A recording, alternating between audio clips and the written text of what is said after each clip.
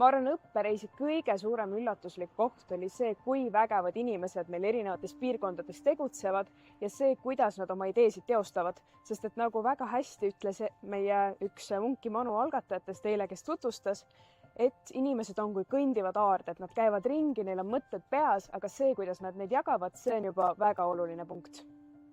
Kõige rohkem mind üllatas õppereisil see, et tegelikult see on palju kättesaadavam, kui ma eeldasin, nagu sotsiaalne innovatsioon ja ka mingi toetus riigi poolt või Euroopa Liidu poolt. Või väga tore oli näha, et seda sotsiaalset innovatsiooni siis on praktiseeritud ka noorte kaasamiseks ja just need noored, kes on siis 18+ või 16+. Kord nii nagu negatiivselt või positiivselt on inimesed, ehk siis seekord väga positiivselt, et kõik sellised hakkajad, naised ja väga erinevatest kohtadest Eestist. Mind üllatas see, et tegelikult neid inimesi, kes kogukondades tööd teevad, on väga palju. Ma kartsin, et see on välja surnud enda lapsepõlvekodu põhjal, aga ei ole. See toimub mingites kohtades ja ma loodan, et jõuab ka minu lapsepõlvekodu kohta tagasi.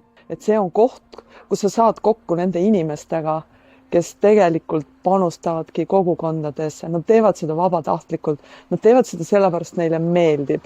Ja nad ei tee nende inimeste pärast, kes siis võib-olla selle moti alla võtavad.